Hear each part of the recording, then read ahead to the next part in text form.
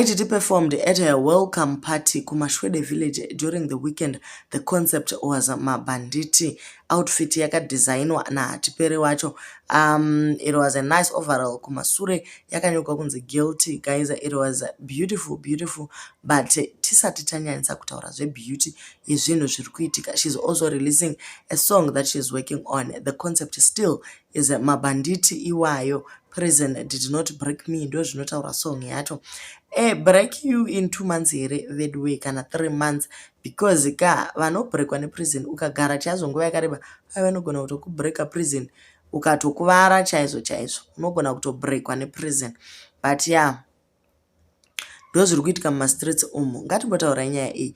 The way she is walking the streets and yes, admitting guilt ndizvozvo hazvo, but hazvisi here zviri kupa vechidiki role model yavo kuti toda kuita saMai Titi, kuenda kujere, kubuda, kuba, kubudirira, kuita zvese zvakadaro. Ko vechidiki ka vanotoda guidance nekuti nyaya yekuti Mai Titi is going viral for the wrong things. She wasn't falsely accused. Yes, she went into prison. Yes, vakadzoka vakaadmita guilt. Yes, vakakumbira ruregerero. But vechidiki vedu, if there is no PG-13, inovagaida kuti aiwa pakaitika chakati nechakati. Vari kungoona Mai Titi serole model. Very soon tichaita revolution, ma2K or generation Z iwe vazara mumastreets vachiita exactly that.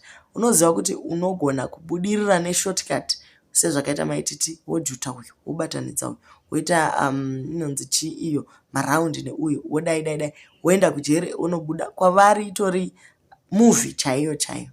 Tiri kuti chiine zviri kuitika izvi? Tiri kuti chiinazvo?